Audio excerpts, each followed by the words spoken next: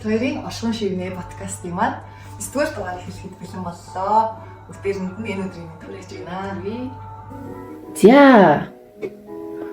Бүгдээрээ за сайн байцгаана уу гэдэг шиг. Гой тас ороод шинэ жил болох гээд газрууд гой шинэ жилээ хийгээд охтууд маань гой хувцас өмсөөд залуучууд ч гэсэн гой хувцас өмсөөд энэ тэнд шинэ жилдэж байгаа харагдчихэ. Тэгээд энэ цаг үеэл маш тийм гой хүн болгон над жаргалтай нэг тийм баяр хөөр цаанаасаа нэг юм тоглоод идэх те. Тийм мэдрэмжтэй сайхан цаг үе байна. Дуу байдсан шүү дээ манайхан. It's the most wonderful time of the year. За хэдүүлээ ингээд сэтгүүр подкаст эхлэе. Өнөөдрийн маань подкастын маань нэр буюу сэдв хүслээ захиалах тухай гэдэг сэдвийг чухалчилж сонгож аваад подкастаа эхлүүлж байна. За хүсэл ерөөсөө хүсэл шүү дээ тий хоёулаа ярих гэдэг өнөөдөр. Тий. Яг нөгөө энэ цаг үед хүмүүстэй өнгөрснөө дүгнээд ирээдүйдтэй эх хондоо юу хүсэх үү, юу хийж бүтээх үү гэдгээ яг тунгааж боддог цаг үе. Тийм ч учраас энэ гой сэдвийг сонгож авсан. Тийм магадгүй одоо 2024 онд та өөртөө зорилго тавиад хүсээд гэхдээ түүнийгээ биелүүлээд хүрч чадаагүй болвол эх хонд буюу 2025 онд энэхүү хүслээ яаж биелүүлэх вэ гэдэг дээр нь бас шипи өгөхгүй тий туслах гад битээр өөрөөсөө яг энэ амьдралын туршлагаар болж авсан мэдээллүүд за мөн ингээд орчлын ертөнцөөс ирж байгаа энэ мэдлэг мэдээллүүдийг нэгтгээд та нартай өнөөдрийн энэ мэдээллийг хүргэхээр сууж байна. За юун түрүүнд эхлээд хэдүүлээ? Яг хүсэл гэж юу юм бэ? Хүсэл гэдгийг бид нар нийтээр юу гэж ойлгоод идэв юм бэ? Гэдэг талаараа илүү дэлгэрүүлж тодорхойлох гэж үзье. За тэгэхээр мэдээч хэрэг бидний хүсэл гэдэг зүйл маань өөрөө хязгааргүй те хүний хүсэл хязгааргүй гэдэг хүслийн далайд амьдртгаач гэж бас ярьдаг те. Тэгэхээр энэ хүсэл гэдэг маань за хамгийн хэлбэрээр үгээр хэдүүлээ тодорхойлж болох үгс гэвэл аливаа нэгэн хүний хүрхийг хүсэж байгаа цэг авахыг хүсэж байгаа зүйл за биелүүлэхийг хүсэж байгаа мөрөөдөл ч юм уу тий. Хүсэл гэдэг маань өөрөө маш өргөн дэлгэр сэдв концепцийг агуулсан юм үг учраас задлаад л одоо хин хиндээ ойлгомжтой болгоё та хэдүүлээ. За ямар ч гэсэн нөгөө хүрхийг хүсэж байгаа цэг гэдэг байна шүү дээ. Хүчтэй хүн бол эрүүл болохыг хүсэж байна. За тэгэл гадагшаа дотгошоо явах, сурах, аялах. Яг жинхнээсээ өөрийг нь хайрлах, хамтрагч болж чадах, хүнтэй уулзрах, үр хүүхэдтэй болох, орон гэртэй болох, шалгалтандаа тэнцэх, хүссэн ажилдаа орох. За хүссэн утсаа авах тий. Хүссэн хувцас авах гэдэг юусэн хязгааргүй сэдв шүү дээ. Хүссэн зүйлээ бүтээх тий. Ер нь бол хүн өөртөө байгаа юм хүснэ гэж бодохоор өөрөө аяг утгагүй зүйл болчиход байна шүү дээ тий. Тэгэхээр бидний өөрт байхгүй ямар нэг зүйлийг байхгүй зүйлээ байлгахыг хүсэж байгаа нь л өөрөө энэ том утгаараа хүсэл гэж тодорхойлогдох гээд байна. За ерөнхийд нь бол ингэж тодорхойлчиход болж байна тий манайхан. Сайн инэрэлт айгуу гой тодорхойлт хэллээ. Би бол ер нь бол чамайг найз ерөөсөө тодорхойлчлаа л гэж бодож байна хүслийг. За тэгвэл хоёлаа цаашаа одоо өнөөдрийн маань подкаст ч маш гоё сонирхолтой хэд хэдэн дэд сэдвтэй байгаа шүү дээ. За хоёрдугаар сэдв рүүгээ оруулъя гэж байна. За тэгэнгүүт хэдүүлээ хүсэл гэдэг зүгээр үгээ бодъё тий. Үг яг энэ үг ямар үгтэй хоршиж яг орж ирж байна. Гэт бодонгууд хоёр үгтэй. Ер нь яг ялгаад тий англи бол хоёр үгээр ингэж тодорхойлогдож орж ирээд байгаа. За эхнийх нь хүсэл тэмүүлэл. Хоёр дахь нь хүсэл шунал. За тэгэхээр энэ хоёр маань ерөнхийдөө яг ямар мэдрэмж өгöd байгаа юм бэ гэхлээр нэг тийм эерэг утгатай ч юм шиг тий. Нөгөөх нь нэг тийм жоохон шунал гэдэг тий сөрөг утгатай ч юм шиг орж ирж байна. Тэгэхээр эндээс яг бидний хүсэл яг далд тэр мэдрэмж нь далд одоо сэтлэн ч гэх юм уу тий эерэг ба сөрөг тийм мэдрэмжээр тодорхойлогдож болох гээд байна. Ерөөсөө л өөрсдөө хэдүүлээ нөө байхгүй байгаа нөхцөл байдлаар бий болох гээд шүү дээ хүсэл гэдэг нь тий. Тэгснэ энэ дотроо хүсэл тэмүүлэл хүсэл шунал гэд хуваагдчихаар яг найз нь болохоор гэж ойлгож байна л та.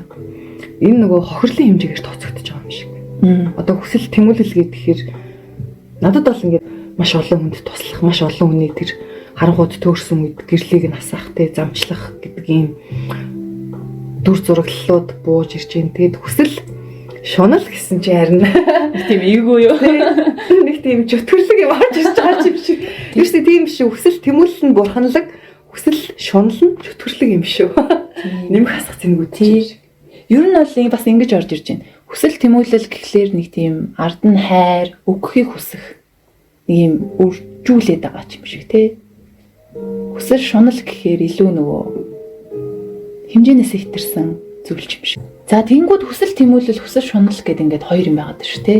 Тэнгууд магадгүй зарим хүнд хүсэл шунал нь хүсэл тэмүүлэл юм шиг мэдрэгдэж болно. Тэгэхээр бид нар эдрийг яаж ангилах юм бэ? Яаж ялгаж харах юм бэ гэдэг чи өөрөө айгу хэцүү болчиход байгаа. Тэгэхээр энэ бол ерөөсөө бусдад хэр хохирол учруулж байна, аливаа зүйлд хэр хохирол учруулж байна гэдгээрээ бидний тэмүүлэл үү шунал уу гэдгээ ялгаж харах юм байна. За тэнгуут штэ манайхан одоо хүсэл тэмүүлэл, хүсэл шунал гэдэг чинь өөрөө ерөнхий хоёр категориор нь хуваагаад байгаа. Ерөнхий хоёр ангиллан гэсэн үг тий. Тэнгуут хүсэл тэмүүлэл гээд тэгэхээр хүн болгоны нөгөө бидний ярьдаг мөрөөдөл, зорилго одоо юу гэдэг юм тий. Тэр тэдгээр ойлголтуудыг багтаагаад байна. За хүсэл шунал дотроо нөгөө бидний ярьдаг алтарт эгонууд маань багтаж штэ. Тэгж хүсэл тачаал одоо өөр юу гэдэг юм тий.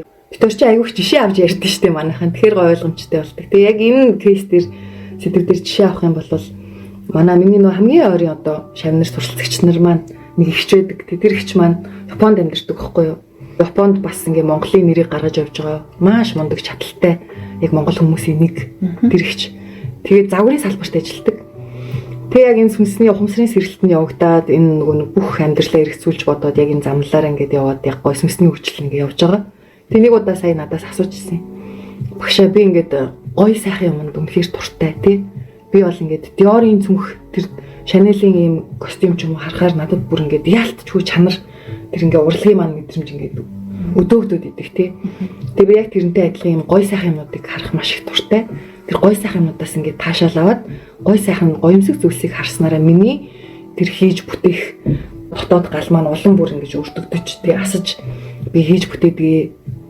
Гэхдээ яг ингээд миний бодлоор энэ шунал уу, эго юу, яг би юу юм ялгаж чадахгүй байна. Та юу гэж бодож байна надад зөвлөөч гэд би асуусан. Яг тэр үед тэр хүний тэр гой сайхан зүйл татагдж байгаа. Нөгөө өөрт нь байгаа зүйлээ дахиад ингээ өөр зүйлсүүдийг хараад тэ харьцуулаад яваад байгаа нь ерөөсөө эго гэж санагдаагүй. Яг бус хүмүүсийн нүдээр харуул ямар шуналтай хүн бэ гэх тэр хичээг ингээд шүүмжилж магадгүй те. Гэхдээ миний нүдээр бол тэр хич яа нөгөө өөрийнхөө тэр сүнсний өвөгдөл мөн чанараар явж байгаа байхгүй. Тэгвэл тэр хүний сүнснийх нь үүрэг даалгавар нь тэр гоо зүй хүний тэр гоо сайхныг тэтгэх эдийг урлах төрлийн сүнсний даалгавартай хүн төрсөн байхгүй. Надад бас тэгж мэдрэгдлээ. Тийм. Тэнгот хөрх юмд нөгөө хүмүүсийн нийтлэг ойлголт чинь тэр одоо эдийн шуналтай гэдэг ч юм уу нөгөө брэнд хэрэглэлээ энэ төр гэлстэй шуналтай мэлтэй гэж янз бүр хэлдэг шүү дээ. Тэсэн чи тэр их ч ерөөсөө үгүй. Харин тэр хүн тэр орчиндөө байж иж услагддаг, цэцгэлдэг цэцэг байгаа байхгүй юу. Тэгэхээр яг энэ хүсэл шунал уу, хүсэл тэмүүлэл үү гэхээр тэр их чинь энэ хүний хувьд болохоор ерөөсөө л хүсэл тэмүүлэл байгаа таа. Илүү гой сайхан зүйлийг бүтээж, илүү их энэ артлаг буюу тий урлагийн энэ гайхамшигтай бүтээлүүдийг бүтээхийн тулд тэр гой сайхан зүйлсээс таашаал авч өөрийгөө хөглөж байдаг төрлийн хүн. Тэг би яг хэлсэн байхгүй хичээ үгүй. Таны ажил, таны сүнсний чинь даалгавар юм чинь наа чи ерөөсөө ийм шунал гэдэг зүйлтэй орохгүй. Тэгэхээр та бол яг өөрийнхөө энэ дуртай зүйлийг ингэж хийгээд яваарэ гэд хэлсэн чинь амар баярлж байгаа байхгүй. Тэр их маш их баярлсан. Йоо ямар гоё юм бэ. За төгөлбөө өстө шунал гэж бодоод хэлсэн чинь айлтгүй санаа зовлтгүй юм байна. Ажлаа хийнэ гэл.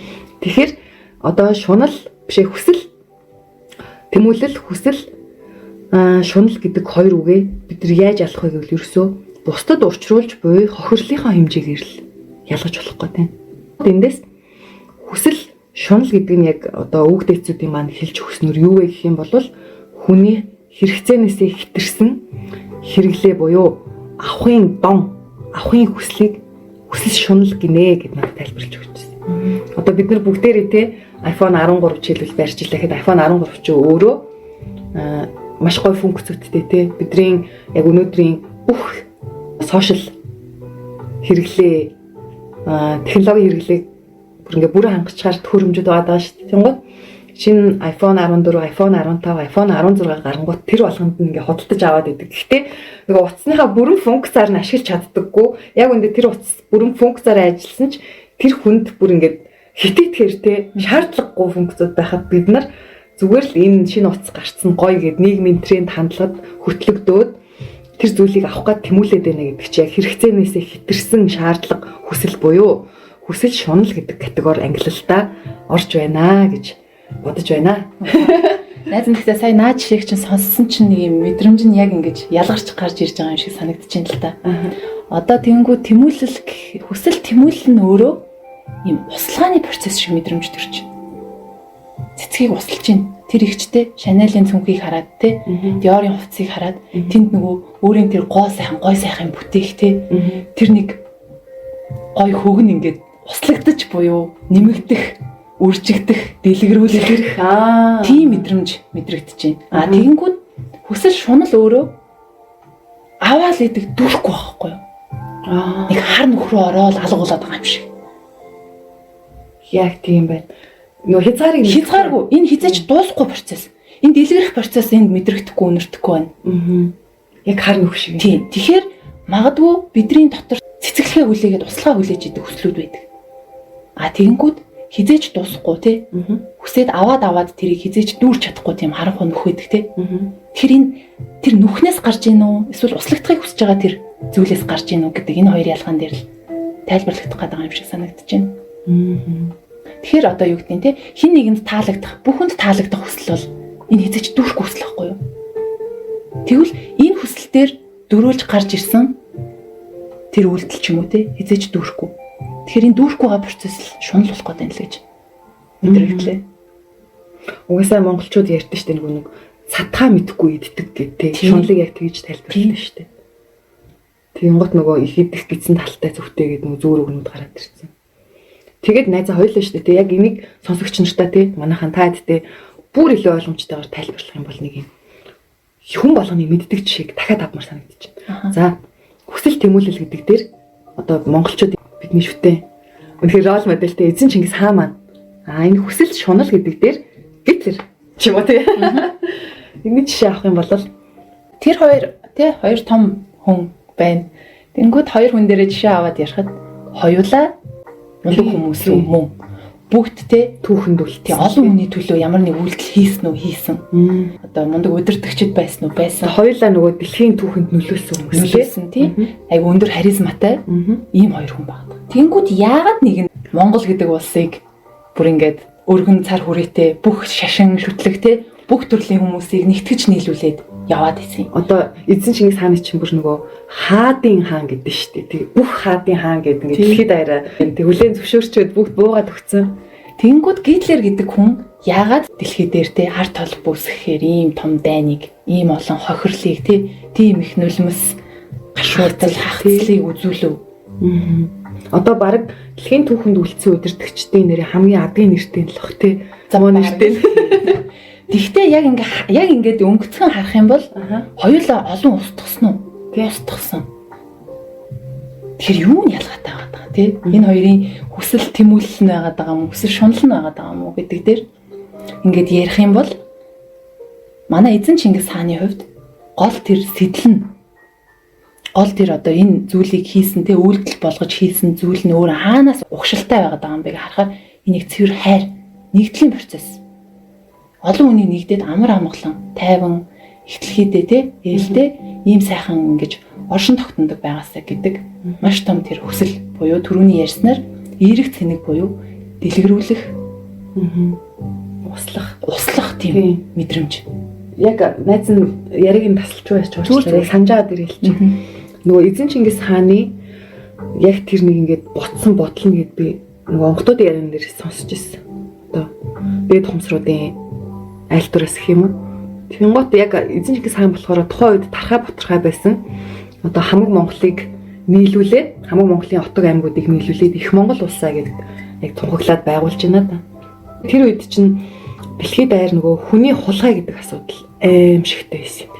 Ерөөсөө л хүүхэд хоноо хариулаад гараал оройн эргэж ирэхгүй яасан гингот ямар нэгэн алтан улс ч юм уу те одоо тэр тухайн нөгөө Самаркандд юу байдیں۔ Ирээд хүүхдүүдийг хулгайлаад нөгөө боол болоод зарах гээд ерөөсөө ингээл газар нутгаас нь аваа явчихдаг. Тэгээд эзэн Чингис хаан маань за яг хөө монголчууд бид нар ингээд уучраа болоод ингээд жаргаад ингээд гоё байж юм те. Тэгвэл бусд нь яах юм? Тэнд хүүхэд тулгаалагдчихлээгүй. Тэнд сул дорой хөөрхөн эмэгтэйчүүд хүчрхээлүүлж л байгуу тий. Бүр тэнд ингээд элэг бүтэн амьдрал өмжирч хагцарсаар байх уу? За тэгвэл би өөрийнхөө чадлаар энэ их Монгол улсад тогтоосон их хамгаалан би энэ дэлхий дээр тогтооё гэдэг яг ингэж шийдсэн гэж байгаа байхгүй. Яг чиний хэлдгээр асар их хайр явж штэ. Ингээ Монголыг хайрлаад дуусахгүй бүр ингээ бүхний хүн төрлөختийг хайрлаж байгаа байхгүй. Тэгэл яг байлдан дагуулт хэлсэн бэлээ л дээ яг үнэн түүхэндээ. Бүх шашинтай хүмүүсийг те бүх шашныг хүлээн зөвшөөрдөг. Бүх тэр мэдлэг чадвартай тэр авьяас бэлэг нэгтгэдэг те тэдний хооронд нь нэгтгэж явдаг. Тэгэхээр энэний цаана тийм хөгжих, нэгдэх, илүү сайжрах гэдэг тийм хүсэл харагдаж байна. Тэгээд энэ найзаа наанаас ч амар гоё юм гараад ирлээ. Би бидний ялгаа гэж байгаа юм байна. За тийм байна. Хүсэл шунал нь би юм байна. Хүсэл тэмүүлэл нь бид юм байна. Тэнгууд одоо хаанд эзэстэй эзэн Чингис хаан маань бөөндөө их тайваа одоо гоё жарга ёо тий. Тэнгууд Гитлер яасан бэ гэсэн чинь Арийн үндэстнүүд буюу германчууд энэ дэлхийн хамгийн супер ухаантай эрүүл чирэг үзэсгэлэнтэй тэгээ номер 1 үндэстэн учраас энэ үндэстэн дэлхийг захирах ёстой. Буюу би эго явж гин тий. Одоо дэлхийг те бүх улс үндэстнийг нэг хүн гэж бодох юм бол би л одоо ноёлох ёстой л гэдэг хүсэл явж гин. Буюу бусдад өөрийгөө батлах хүсэл явж байгаа тий. Эзэн Чингис хааны байлдан дагуултын дараа 200 жил дэлхийд даяар их хамгаалан ноёрхсон буюу яг түүхэнд үлдсэн тэр түүхэн нэр томьёо нь Pax Mongolica гэдэг байгаа шүү дээ. Тэр Pax Mongolicагийн үед тухайн үеийн Монгол улс их Монгол улсын нийслэл одоогийн Бээжин буюу Дайдуун хотод байдаг тий. Тэгээд Дайдуунаас торгоны зам яваад энэ эмэгтэй хүн тэр Бээжингээс Самарканд хүртэл Тэмээдүр алт ганцаараа ингээд тэгнээд явхад замд нь ямар ч хүч хэрхийлэл дээрэм тонол байхгүйгээр айцсгүйгээр зүгээр л хүссэн газартаа ингээд хүрчдэг байсан гэх. Тийм их их хамгаалан 200 жилиг дэлхийд даяар тогтоосон. Тэгээ ерөөсөө одоо юм мэддэг хүмүүс түүхчид ч юм уу өнөө цагийн хүн төрөлхтний хөгжил бол ерөөсөө л Чингис хааны гавьяа. Торгоны замаас эхлүүлсэн хүн төрөлхтний нийтийг хамарсан одоо энэ арилжаа 8-ны урсгал зам суурин тий суур гэж үздэг юм билээ шүү дээ. За тэгээд угаасаа монголчууд бидний өвөг дэцэд бол үнэхээр авууга тий бүр одоо үгээр илэрхийлшгүй тийм их хайр дүрм, нэгүсэл дүрм, ухаан дүрм, хүч чадал дүрм, тийм сүрлэг мундаг хүмүүс ээжээ. Тэгэхээр за орчин үеийн нэг жишээ аваад үзье. Одоо энэ хүсэл тэмүүлэл, хүсэл шунал гэдэг дээрээ нөгөө алдарт 44 их найдын хэрэг байна шүү дээ. Нүүрсний. Тэр 44 их найд гэдэг чинь одоо яг ямар хэмжээний мөнгө вэ те? Бүр асар их мөнгө. Гэтэл тэрийг нэг хитгэн те за 1000 дотор л багтахаар хүмүүс тэр 44 их найд баг нөгөө 7 үеэрээ дэтэж барахгүй. Тим хөрөнгийг цөөхөн хэдэн 44 их найд төгрөгийг ингээд хуваагаад идсэн байхгүй. За энэ болохоор зөвхөн за би болж ивэл Монгол улсын иргэд хамаагүй. Монгол улсын иргэд яаж зовж гин үү? Яаж утаандаа хортож өгч гин үү те? Яаж ингэж дотор энэ бүхэндээ дарамтлагдаад амьдарч байна. Надад хамаагүй. Би л энэ их найдаас хүртэж ивэл болоо гэдэг сэтгэхгүйгээр хандсан буюу би болж ивэл болоо. Миний хүсэл шунал хангагдаж байвал болоо гэдэг юм сэтгэхгүйгээр ажилласан юм шиг. За хэрвээ энэ хүмүүс маань хүсэл шуналдаа автахгүйгээр яг энэ 44 их найдыг хүсэл тэмүүлэл гэдэг сэтэлтэйгээр хийсэн бол өнөөдөр Монгол улс айл хэдийн те нэг байтугай нэжгээд цахилгаан станцууд баригдсан те. Бид нар ямар ч тогны асуудалгүй, бид нар ямар ч утааны асуудалгүй айл хэдийн амьдарч байсан. Метрогоо бариад төгжрлгүй те. Тийм. Давхар замаа бариад, дэд бүтцээ шийдээд, сургууль цэцэрлэгийн хангалттай сайхан бариад, жижиг донд үйлдвэрлэлүүдэд дэмжиж те. Тэгмээд энэ хүсэл шуналтаа автсан хүмүүст маань хүсэл тэмүүлэл гэдэг орон зай огт байхгүй эсвэл байлаач түүнийгаа ерөөсөө дүүргээгүй хүмүүс байгаа даа.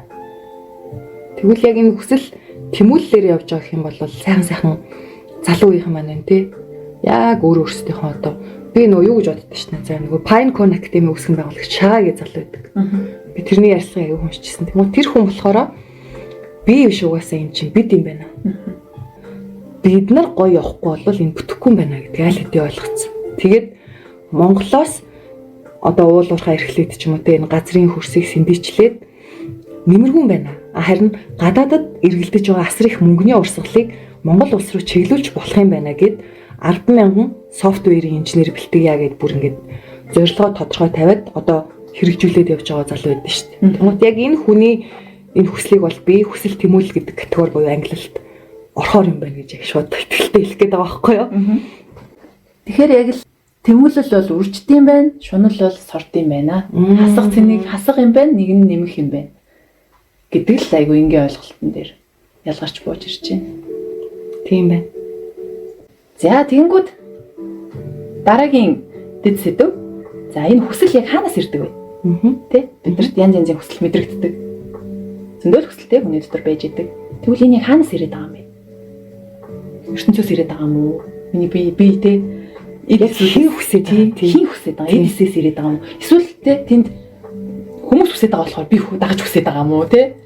Энэ чиг сайн ойлголт. Тэгэхээр энэ талаар хэдүүлээ. Дэлгэрүүлж ярья. Найз нь болохоор яг энэ одоо бэлэг ертөнц, сүнслэг ертөнц, далд ертөнцийг судлахаас өмнө би гэд одоо нэг ширхэг юм бодгал байна гэж бодоод идэв байсан. Би гэд яг нэг юм сүнс байна. Тэг нэг ширхэг сүнс байна гэж бодоод байлаа. Тэгээд тэгсэн чинь яг энэ бэлэг ертөнцийг таньж мэдээд дээд ухамсарлаас мэдээлэл аваад өөрийнхөө гүн рүү ороод өөртөө танилцаад өөрийгөө олоод нээгээд илрүүлээд энэ явцад хүн гэдэг амьтанд маш олон сүнс байдаг юм байна гэдгийг ойлгосон. Ерөнхийдөө хүнд бол Монголын маань ухаанаар яг уламжлалт бид нар чинь нөгөө тэнгэр шүтлэгтэй хүмүүс шүү дээ тий. Оршихуй орчлын ертөнцийн тэр жамын хуулийг судалж, жамын хуулинд зохиролдож, зохицож амьдардаг арт түмэн. Тэгэхээр монголчуудын маань яг энэ гүн ухаанд хүн болвол 5 сүнстэй гэж үзсэн байдаг. За энэ хамгийн сонирхолтой. Буддын шашин, буддын гүн ухааны номлолд заяаны 5 тэнгэр гэж ярьдаг тий. Одоо охинлаа, моолаа гэдэг нэг бурхтуудын нэрээр нэрлээд заяаны 5 тэнгэрээ, заяаны 5 тэнгэр бол хүнийг төрсэн цагаас өгтөл нь одоо тухайн хүнийг өдөртөж чиглүүлж харж хандаж байдаг юм тэнгэрлэг бодгалууд байдгаа гэд номлосон байсан нь нөгөө монголчуудын маань сая хэлсэн хүн 5 сүнстэй төртгөө гэдэг. Энэ хоёр яг ингээд таараа давхцаад ирж байгаа байхгүй хөтөлцөөд. Тэгсэн чинь энэ 5 сүнс маань ерөнхийдөө өөр одоо газраас өөрөөр хүсэл зоригтой үүрэг даалгавартай ирдэг. Тэгэхээр хамгийн нэгдүгээрт биднэрт маш олон хүсэл байгаагийн гол эздүүд нь хүний биед байршдаг эдгээр 5 сүнс юм байна гэдгийг ойлгосон. Эдгэрийн маань зорилгууд өөр байдаг. Гэхдээ нэгдэж болдог. Тэгэхээр бид нар энэ сэрэлт явагдаад байна гэдэг чинь бас нэг талын өнцгөр бэлэг талын ертөнцөөр тайлбарлал 5 сүнснийхаа үүрэг даалгаврыг зорилгыг нэгтгээд тэг нэгдсэн юм том уран бүтээлийг далайцтай хам шиг юм гаргах юм шигтэй.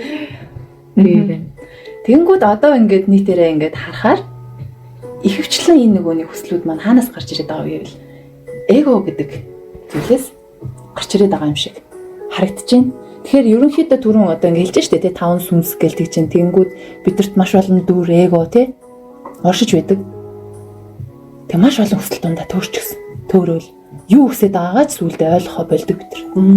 Тэрийг ч хүсэж байгаа юм шиг, энийг ч хүсэж байгаа юм шиг. Нэг бол нөх одоо юу гэдэг их мөнгөтэй болоод тий эсвэл амар олон хүнд ингэж хүндлэгдсэн сайхан тийм хүн болж явмаар ч юм шиг. Нэг бол бүртээ хинч мэдэхгүй амар амгаландаа ингээд ганцаараа баймаар ч юм шиг тий. Бүр ингээд өслүүд маань хоорондоо зөрчилдөх буюу хүнээр бол маш олон хүн ингээд бидний дотор байгаад хоорондоо нэгдэж чадахгүй байна. Яг үнэ. Яг үнэ. Байгууллага дээр хүртэл харахад бидний зорилго нэг биш бол бид нар нэг зүг рүү харж нэг хэлээр ярьж нэг зүйл рүү тэмүүлэхгүй болохоор л байгууллага уусаа үр бүтээмжтэй ажиллаж чаддгүй. Тэгээ нөгөө найз нь 5 богдод ажилладаг байхад 5 богдын маань нөгөө нэг ганц нэг философи байдаг гэх юм уу? Манай маркетруудын хувьд гэх юм уу? Тэгээ манай маркетингийн захирал байнга тэгж хэлдэг. Бүр ингээ анх орж ирсэн хүүхдийг анханаас нь вектор ижилсэн гэж юу вэ гэдэг бай. Бүр ингээ топ асуултан заяа. Тэгэл анх ойлгохгүй байж байгаа л удаан ажиллаад ирэхээр бид нар нэг хэлээр ярьдаг, нэг зорилготой юу хийж байгаагаа юу нөөцтөө мэдчихэдэг. Бид нар юунд хүрэх үү гэдгээ хамтдаа харцсан байдаг. Тэгж ижилсэж нэгдхийг вектор ижилсэх гэж кодлж ярьдаг. Тэгээ энэ маш айгүй чухал юм байна гэдгийг бас тухайн үедээ компанид ажиллахдаа ойлгоод гарч ирж байсан. Тэнгүүд эн чинь хүн дээр буугаад ирэхээр яг л миний дотор байгаа олон сүнснүүд, эгонууд тий одоо юу вэ? Хоорондоо ингээд нэгдэхгүй үгүй би энийг хүсэж байна гэдэг. Үгүй наа чи шал тэнийг хүсэл. Тэнгүүл гоё. Тэнгүүд тэндээс тий нэг нь үгүй хөхтөд минь нэгт хэрэгтэй ч гэдэг юм уу те арай нэг жоохон ухаантай сүнсэн ч юм уу те ингээд нэг хоорондоо зөрчилдүүд олон юм хүсээд те хаашаа явах нь мэддэхгүй. Тэгээд ирэхээр одоо энгийнээр бол далаа цүл байна л да. Тэгэхээр бидний хүсэл биелсэн ч юм байхгүй, хүслээ ойлгосон ч юм байхгүй. Хоорондоо л тэмцээд яваад байгаа. Ийм дүр зураг харагдав. Дотроо. Энийг сонссон чинь жоохон бахтай би нэг орос артын үлгэр уншиж ирсэн. Тэрэн дээр нөгөө 15 толгойтой хатар мангас гэлтэгдэн штэ. Тэр нөгөө 15 толгойтой толгой болгоно нөгөө өөр зүгөө ийсээр байгаад өсөд хүчдэг. Яг наач. Тий. За тэгээд түрүүн 5 сүнснээс бидрийн те сүнс болгон 5 сүнстэйгээ ярьж штэ те. Тэнгүүд тийм 5 энэ юу шүү манайхаа ерөнхийдөө 5 байдаг. Гэхдээ 5-аас илүү олон байдаг шүү. Тийм ерөнхийдөө 5 гэж ярьчих. Би энийг ингэж ойлгоод байгаа байхгүй юу? 5 сүнс бол энэ бүр ингээд жамаас бүр юм өөгдөл байгаа байхгүй юу бидний. Бараг ингээ хийх ёстой гэдэг ингээ өгцөн те. Өөгдөл. Тэнгүүд бид нар хүн болж төрөөд те нийгмээс гэр бүлээсээ, найз нөхдөсөө, эргэн тойрноос бид нар амьдраад янз янзын мэдээллийг тархиндаа ингээд суулгаад бид нар далд ухамсартаа оруулаа явдаг те. Үйлдэл болгоо явдаг. Тэр болгон бидний нөгөө эгонуудыг үүсгэж идэг. Одоо нэгсэндээ 5 сүнс бол бүр заяагдмал, өөгдмөл байгаад байгаа бол эго гэдэг бол одоо зохиомл тийм үүсдэг, олдмол тийм яг зөв. Олдмол байх гэдэг. Тэгэхээр бид нар энийг хооронд нь ангилах шаардлагатай болж ирж байна гэсэн санаа. Тэнгүүд эго ч нь өөрөө яг ямар учиртай юм бэ гэхлээр эго бидний хамгаалтын систем гэж ярьжсэн тий. Нэг жишээ аваа яриа л тий. За багтаа бид юу гэдэг санхүүгийн чадамж муутай айлд өссөн тийм хүүхдэж болно тий. Тэнгүүд тэр хүүхд маань тэрнээсээ болоод за багангида ядуу зүдүү гэж дуудуулах ч юм уу хүссэн юм авч чадахгүй. За бус хүмүүсийн тий гоё хэрглэж байгаа, гоё идж байгаа хоолч гэдэг юм уу тэр зүйлийг авахыг хүссэн тэр хүслээсээ болоод би баян болно. Эсвэл би одоо юу гэдэг юм бусдад хүлээн зөвшөөрөгдөнө. Би ийм болно гэдэг нэг дүр үсч чинь гэдэг санаа. Тэгээ бид нар нөгөө нэг ягаа өсхийн үлэн гэж ярьдаг шүү дээ. Монголчууд нийтээрээ. Тэнгүүд тэр чинь нөгөө нэг бидний яриад байгаа том хар нүх байгаа даа хизээч дүүрэхгүй. Нэг шунлын үүсвэр.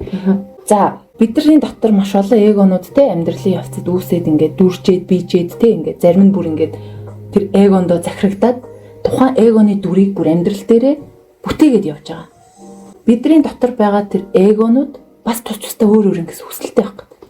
Одоо маш их эдийн шуналтай ч юм уу нөгөө түрүү найз ярьснаар жоохон бахта тэр гэр бүлийн хэцүү гачигдaltaй байдлаас болоод хүссэн хувцас өмсөж чадаагүй, хүссэн эдлэж чадаагүй хүүхэд маань бие дагаад өөрөө шийдвэр гаргах төвшөнд ирэхээрээ нөгөө дутуу хүслүүдээ биелүүлэх гэдэг нь шүү дээ. Эгоныхоо хүслийг хангах гэдэг тийм маш үнэтэй, маш гоёмсог ерөөсөө одоо сүүлийн үеийн тренд болж байгаа гэдэг ч юм уу. Юу л вэ? Тэр бүхнийг хэрэглэж нөгөө би бол үн цэнтэй хүн, би бол хүндлэгдэх хэрэгтэй хүн, би бол бусдад хэрэгтэй хүн шүү гэж хүрхий нөгөө өөрийгөө батлах гад нотлох гад л тий намайг хүндэл, намайг хайрл, намайг үнэл гэд тэр чинь нөгөө эд зүйлсээрээ зохиос эгоныхоо дүрээр илэрхийлээ яваад байна шүү дээ. Тий. Тэнгүүд найзын нөгөө түрүүний авсан жишээгээр нөгөө ихчийн жишээг ярьсан шүү дээ, тий.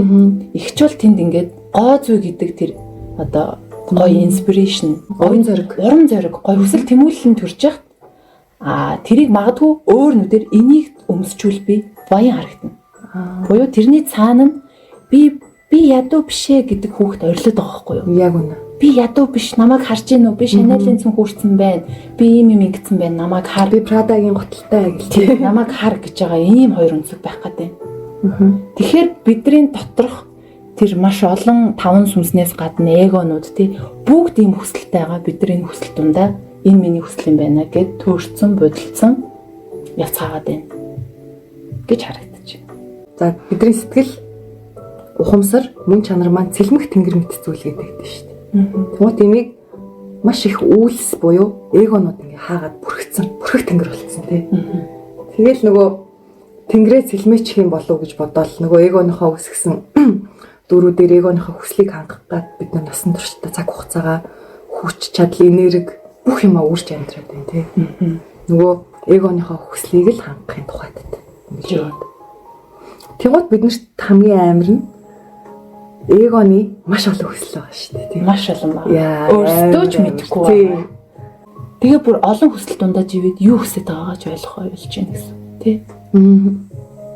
Тэгээ энэ ч нөгөө айгүй энгийнээр буулгаж хэдүүлээ харах юм бол зүгээр нэг өрөөнд одоо таван сүнс чинь эгонууд чинь ингээ хамтдаа ингээ за хүн шигтэй ингээ божигнолтож чинь ингээ төсөөлөл л тээ. Чи хинийх нь үгэнд орно тэрний заавраар амьдрна л гэсэн үг байхгүй.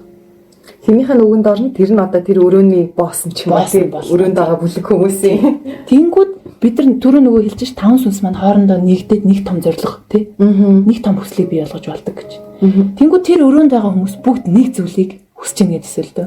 Нэг бүр хоорондоо ярилцаад бүгдээ сайн муугаа ярилцаад окей энийг би ингэж бодож байна гэнэ. Наа чи ийм үр дүн авчирнаа. За ингэн гэх юм бол тэгвэл чиний наад хүсэл чинь миний энэ зорилгыг дэмжиж болж байна. Миний энэ сул талыг дүүргэж болж байна. Чи энүүгээрээ давуу юм байна. Би энүүгээрээ сул юм байна. Гэдэг чинь нэгдэх процесс яваад байна шүү дээ. Нэгдээд ирэхээр л хүн хүчтэй болно гэсэн санаа. Одоо сайн тэр өрөөнд байгаа те бидний нөгөө таван сүнс эго мего бүгд нэг зүйл дээр санал нэгдээд төвлөрүүл за тэр төсөл бол хэрэгч нь баараагүй те амжилттай төсөл болохоор байгаа. Хүн нэгд санаа нийлсэн шийдвэр гэдэг чинь өөрөө хамгийн зөв хамгийн оновчтой те win хаана ял те сэтгэл ханамжийг авчирхаар тийм шийдвэр байх гэдэг. Бид нар яадаг байх нь вэ гэхээр нөгөө өрөөнд дотор замбраагүй байгаа хүмүүсээ нэг юм удирдлаганд орчим уу зэцэлж чаддаггүй. Одоо хүн болгоны хүслийг сонсоод чинийх чухал чинийх чухал за тийм чинийх ч гэсэн чухал чинийх бүр чухал за та нар бүгдээрээ чухал гэдэг ингээд хаанаас нь эхлэхээ ч юм уу мэдэхгүй алийг нь биелүүлж хэрэгжүүлэхээ мэдэхгүй те за ямар ч гэсэн хамгийн тод сонсогдож байгаа нь зөв юм шиг байна гэл хөөе би iPhone 16 авмаар байна гэж орсон гэдэг окей тэгээ чиний хар болъё гэл тэгэл биелүүлэн гот аваад за яг ихний тоногтой ч юм уу гоё үлээ гэхэд дараа чи юм. Нөгөө чинь дахиад ирж за iPhone тэгэл дахиад ингээд хийж байгаа. Дараагийн iPhone. Хөөе би дараагийн iPhone авмаар байна гэж хэлж байгаатай аяг адилхан болов. Тий. Дуусахгүй орилон хашгичаан дунд бид нар төөрч бодилж аль нь зөв бэ, аль нь буруу вэ, аль нь надад хэрэгтэй вэ, аль нь надад хэрэггүй вэ гэдгийг ялгаж чадахгүй амьдрч явсаар насыг бардаг юм шиг. Тий. Бид нар чинь өөрсдөө энергтэй. Бид нар бүр хязгааргүй энергтэй хүмүүс бол биш шүү дээ. Хүн ядарна. Тодорхой тий зарцуулах энергтэй байгаа. Тэгэхээр бид нар тэр энерги яг тэр бүх эгоныхоо хүслийг биелүүлэхэд ингээд хуваагаад айгуу тийм хүчээд харамдуулж тийм ингэж нөгөө нөөцөө шавхаж ингэж ажиллаад байна. Тэгэхээр уул нь сайхан нөгөө өөртөөгөө танилцсан гэж яриад байгаа, өөрийгөө таньна гэж яриад байгаа чинь бид нар миний дотор юу болоод байгаа юм гэдгийг ойлгохоос эхлэх гэдэг. Энэ ямар эго байгаа юм? Энэ юу хүсдэг юм? Хин нь намайг илүү их эзэмдээд байгаа юм те? Би энийх нь үргийг илүү их биелүүлээд яваад байгаа. Тэгэхээр тэр дунд ороод сайхан гортог ирэх хэл асуудал болчиход байгаа байхгүй юу те? Удирдлага гартаа аавна гэдэг чинь өөрөө өөртөө эзэн болно гэдэг чинь энийг л хэлээд байсан байна. Тийм нөгөө амьдралынхаа жолоог гартаа аавна, амьдрал хэмээх юулээ хөлгийнхаа ахмад болно, заяанда эзэн сууна гэлтэй бүгд нэг утгатай үг яваад байна шүү. Миний бодлоор одоо яг өнөөдрийн байдлаар Монгол улсын төрийг барилцж байгаа удирдлагын түвшний ихэнх хүмүүс маань хөрхи амар нөгөө ядуу, трама ихтэй өссөн хүмүүс юм байна. Тэгэл нөгөө баахан дутуугийн комплекстэй хүмүүс гараад ирсэн. Тэгээ тэрийг дүүрэх гээл би гээл яваад идэм байна гэд тээ. Гэтэ энэ яг үндэ ерөөсөө өрөвдөх зүйл биш. Яад вэ гэвэл тэр хүмүүс асар их хүсэлтэй, шуналтай, тачаалтай буюу хүслийнхаа боол болсон хүмүүс байгаа. Тэ. Тэгвэл бид нар өөрийгөө захирч чадахгүй, өөрийнхөө эрх ашигаас хэтрэхгүй байгаа хүмүүст энэ төр засгийг бариулах нь одоо эрүүл хүний ухаанд багтах зүйл мөн үү те. Манайхаа юу байсан шүү дээ. Бид хоёр бас подкастаа өмнөх 7 хоногт алгасан. Тэгээ бүжин багш нь хөвсгөл сайхан явчаад хөвсгөл аялчаад ирсэн ба гэдэг. Тэнгуут яг тэр цэвэр агаараар ямсгалж агаад тэгээ Улаанбаатарт ирсэн чинь бүр би юу руу ороод ирвэ гэд те. Яг энд ирхэн зүв байсан ухааны юм барыг бодож байгаа байхгүй юу. Тэг ингээд амьсгалах юм нэг юм орон зай ингээд хайгаад байгаа байхгүй сонин дотроосоо юу вэ гэдэг ингээд бүр амьсгалангууд тэр ингээд утаан хамар жоох ингээд хорсгоод хамгийн амар нь бүр ингээд аман тамтагтаад байгаа байхгүй жинкнээсээ бүр ийм сонин угаар шиг юм түлэгдсэн ам тамтагтаад байгаа юм шиг. Тэнгуут яагаад энэ хүмүүсийг энэ төр засгийг удирдахыг өөрөөсөө амьдралыг чиглүүлэхийг зөвшөөрөөд өдийг хүртэл ингээл те зүгээр ингээд дороод хийчлээл байгаа байхгүй. Дороо л бухимдаад дэстэ бүхлийн хатлаа гэд. Гэтэ хин ч үйлдэл буюу акшн хийхгүй. Тэгэхээр магадгүй бид хүртэх ёстойгоо л хүртэж байгаа юм шиг. Үнэ. Улаанбаатар хотод амьдарч байгаа нийт иргэдийн массынх нь хувьд эрүүл, аюулгүй тэр тав тухтай амьдрахад тааламжтай орчинд амьдрах хүсэл тэмүүлэл гэдэг зүйл байхгүй юм шиг. Зүгээр тасцсан. Ямар ч хүсэлгүй болцсон бүр. За баг амьд ойл болоо юм биш үү те. Мутаатай байсан ч гэсэн ингээд тасан штэ гэдэг. Нөгөө үр хүүхдүүд амар хайртай гэдээ яриад идэх те. Тэгсэн чи яг хайр нь хаанж байгаа юм те. Миний бодлоор одоо яг ингээд жоохон байгаа 3 настай ч юм уу төрж байгаа хүүхдүүд 16 нас хүрэхэд бүгд өвчтэй болох байхаа. Гэтэл тэрийг ерөөсө харж анзаарч чадахгүй шүү бид нар. Зөвхөн өнөөдрөөрөө хараад байна те. Энэ хүүхдүүд үнэхээр болохоо байлаа штэ манайхаа. Юу бодож байна? Йоо за бодсон чинь шууд хямарч штэ харин шууд хямарч штэ. За энэ ерөнхийдөө тий. За хүсэл маань хаанаас ирээд байна вэ гэдгээс дээр ерөнхийдөө бит хоёр за хүсэл бол маш олон их үс үртэй байгаад байна гэдгээс гол эзэдүүдийг энэ дөртөө та нартай хэлж ойлгуулахыг хичээлээ. За тэгээд дараа найз нэг зүгээр жишээ ярмаар санагдчихлаа. Окей. Юу гэж болно те? Хоёулангийнх нь хувьд гэх юм бол бас л олон хүсэлтэй адилхан л хүн шттэ те. Олон хүсэлтэй байгаад байгаа. Тэнгүүд магадгүй тэр төр засгийг ийм бай, тийм бай гэд. Магадгүй би те оновчтой хүн сонгуулаа өгсөн ч тэр хүн гарч ирдгүү те. Тэгээд тэр хүнийг би гараад бас ажил хийнэ гэдгийг бас мэдэхгүй те. Тэгээд тэр чинь бүр ингээ бухарчсан нэг тийм бүр юм систем те. Бүр юм чөтгөрийн тойрог шиг те. Магадгүй тийм үйл явдал болж байна. Тэнгүүд эргээд тэг хүмүүс рүүгээ ч юм уу нийтдээ иргэд рүүгээ ингээ харахаар угаасаа бид нар ийм байхад тэнд тийм байх нь тодорхой байхгүй. Тэгээд үүнээс улбалаад хамгийн зөв оновчтой ажил бол би өөрөөсөө эхлэх юм байна. Би өөрөөсөө эхлээд тэгээд би 5 хүнд нөлөөлнө. 5 хүнийг би зөв бодоход нь тий оновчтой бодоход нь магадгүй тий 5 сүнс эгоныхоо тэр өрөөнийхөө тий хүч чадлыг тэр одоо жолоодлагыг гартаа барихад туслах хэрэгтэй байна. Тэгээ тэр 5 хүн чинь 5 үржээ явна тий. Тэгэхээр энэ подкаст хийж байгаа бас бид хоёрын гол шалтгаан бол нэг ч ихсэн хүн тусалж энийг олоод харчаасаа ойлгочоосоо цаашаа дахиад нөгөө хүмүүстэй сургаж зааж тий мэдснээ дуулгаж нэг нэгэндээ ингэж хүрэх юм бол энэ бол хамгийн л оновчтой бид нар өөрсдөөсөө л эхлэх юм байна гэдгээл маш сайн ойлгох хэрэгтэй байна л гэж хэлмээр байна. Бие засаад гэрээ засаад төрөө гэдэг үг яагаад гарсан юм? Яг үнэн нэ. Ерөөсөө тийг их Монгол улсын үед те их Монгол улсыг байгуулж байх цаг хугацаанд амьдарчсэн Монгол хүмүүс тэд нар ерөөсөө нийт тэрээс ирсэн байсан юм байна. Би энэ заяаныхаа эзэн юм байна. Хинч надад өргөн байна. Би хинээс ч тусламж авах шаардлагагүй албагүй юм байна. Хинч надад туслах албагүй юм байна. Би л өөрөө авах юм байна гэд яг өөрийнхөө заяанд эзэн суугаад өөрөөсөө хийх ажлыг хангалттай хийцэн хүмүүс хийж явж байсан. Тэнгот тэр хүмүүсийг удирдах байсан төр нь болохгүй байсан учраас бөөндөө өгшөнчиж чадахгүй юм те. Одоо энэ шин залуу үеийнхнийгаа дэмжиж энэ хүмүүстэд боломж олгоё гэдээ одоо хаанд эзэн чинь санагч юм уу тэр хүндээ залаад за тэр хүн итгэлийг нь дааж чадсан те. Дөнгөж 24 5 настай байхдаа эзэн чинь саа маань энэ их Монгол гэдэг улсыг байгуулсан хаан ширээнд суусан те. Тэнгот нэг жоохон байн маань ерөөс биш байгаа даахгүй. Энэ нас ямар ч хамаагүй 50 тэр 16 таа 60 таа хүнд ч хамаагүй. Зүгээр энэ нэг хүний биед эзэн болоод төрсөн бол эзэн шиг эзэн байгаа ч гэдэг концепт ухагтуун л яваад байгаа. Подкаст аль ямар подкаст дээр байлаа? Эзэн гэж юу нэг хэлээд байгаа юм бэ?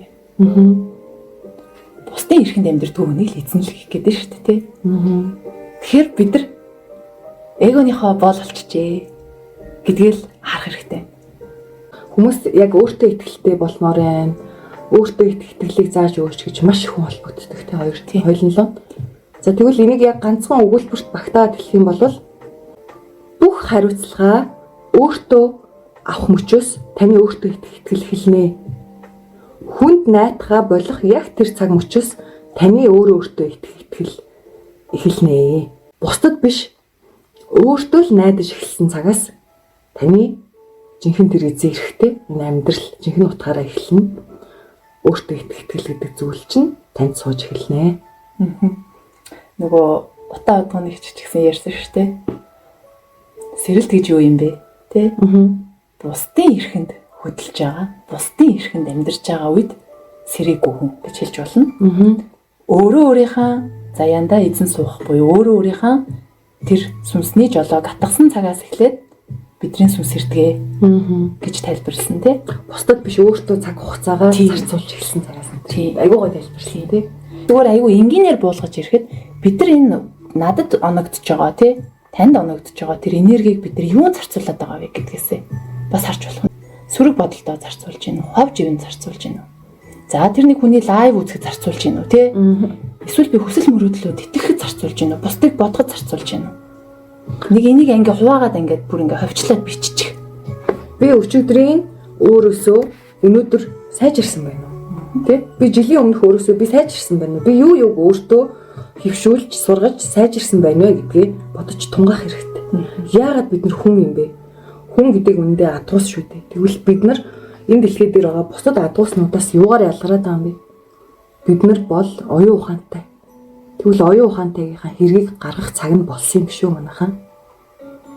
Энэ эго гэдэг зүйл дандаа бусдын эрхээр хөдөлждөг. Бусдын тав тухыг хангаснаар одоо өөрийн тав тухыг хангах. Бусдад таалагдах хүсэл. Тийм. Бусдад хүлээн зөвшөөрөх хүсэл. Хэрвээ бусад намайг хүлээн зөвшөөрөл би өөрийгөө хүлээн зөвшөөрнө. Бусад намайг таалвал би өөрийгөө таална. Тийм гэдэг багтаа. Тэгэнгүүт энэ сүнсний сэрэлттэй ухамсарын сэрэлт гэдэг байгаа зүйл чинь бусдаас авах гээд байгаа зүйлээ би өөртөө өгч сурах байхгүй.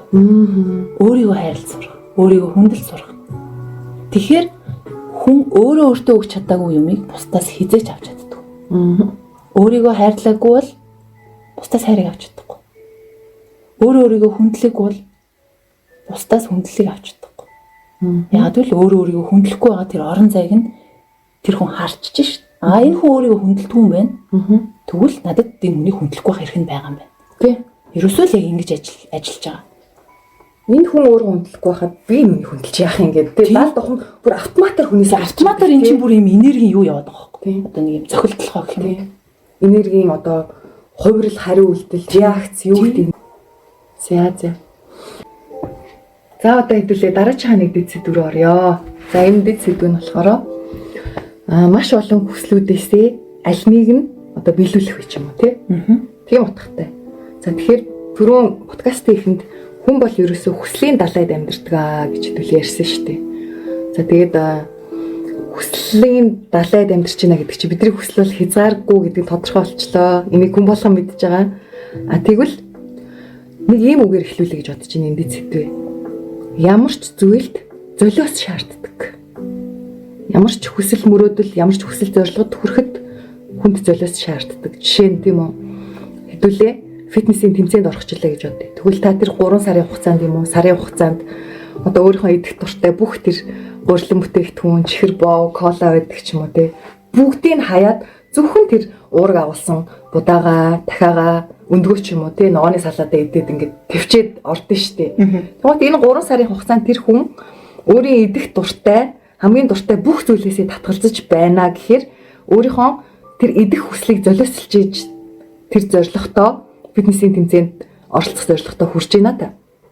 Тэгэхээр эндээс яг улбалаа таад те хүн өөрийн тэр хүсэл тэмүүлэл, хүсэл зорилго гэдэг зүйлийг биелүүлэхэд золиос гэдэг зүйл заавал шаарддаг шүү. Тэгэхээр биднэрт маш их байгаа хүслүүд тэр бүхэн биелэх албагүй, шаардлагагүй. Яг гэвэл түрүүн хэлснээр эгоны хүслүүд явждаг. Тэгэхээр ерөнхийдөө яг миний найзхан туршлагаар бол хүн сүнснийхаа зорилгод л төвлөрөх хэрэгтэй юм байна.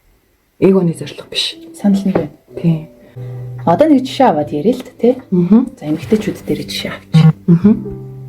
Эмэгтэйчүүд ер нь гоо сайхнаараа өрсөлддөг тий. Гоо сайхнаараа өрсөлддөг. Тэрэн шиг болмоор байна, энэ шиг болмоор байна. Энийг нь дагаад юу хөгцсөн? Гоо сайхны мэслэл гэдэг юм хөгцсөн. Гоо сайхны салбар маш хөгжиж байна тий. Тэгвэл би одоо Монголын за хамгийн сайхан хүүхэн биш, дэлхийн хамгийн сайхан хүүхэн хэн бэ? За одоо хин чин тий. Лиза, Жени, за мэдгүй Адриана Лима ч юм уу тий.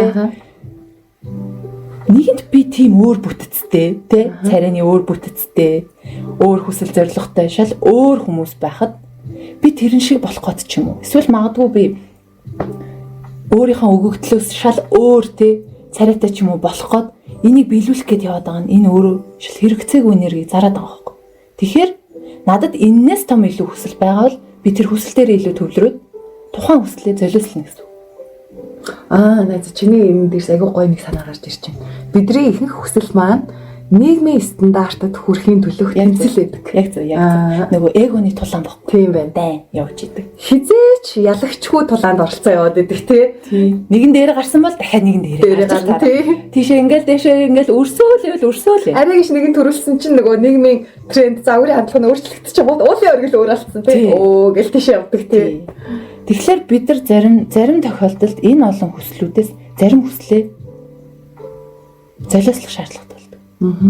Орхигдуул хаях гэсэн үг шууд. Тийм, шууд хаях гэсэн. Буюу тэрэнд энерги өрхөө болно гэсэн. Тэгж тийшээ үрээд байгаа энергийг би өөр илүү тий өөр хүсэл рүүгээ ч юм уу өөр зорилго руугаа би өргөх юм. Зарцуулах юм бол тухайн зүйл хүччихнэ л гэсэн үг шүү дээ тий. Одоо тэгтээ хамгийн гайхалтай нь юу болдог гэж ингэж золиосноор золиослно гэхээр бас айгүй тийм тий нэг жоохон хэцүү болохтой үг байгаа. Хэцүү тий үйлдэхэд хэцүү. Гэхдээ энэний цаана өөрийгөө хайрлах хүч нэмэгдэж идэг. Маш сонин. Бид тэр стандарт руу тэмүүлэх биш. Би юу вэ? Би чи ямар өгдөлтөд төрсэн бэлээ? Би юу чаддаг вүлээ? Миний гоо сайхан юу гэлээ? Өөрийнхөө яг тэр онцгой чанаруудыг олж харж эхэлдэг гэх юм уу? Тий. Бидний ерөөхдөө нийгмийн стандарт гэдэг зүйл чинь өөрөө нэг тийм хуурм үзэгдэл байгаа шүү дээ. Зуурдын тий, мөнхийн бос зуурдын. Энэ нь одоо тухайн 90-ад оны стил гэх юм бол бидний ээж аваан стилийг, үеийн стил ус мөсийг хараад би бол гайхдаг байхгүй. Мөн амарх чи овоолцсон ус мөсөө ээж одоо айтайхан засаагүй мөг гингут манай юу яриад байгаа наач тэр үед ээж нь алдаг гэсэн шүү гэлтэй.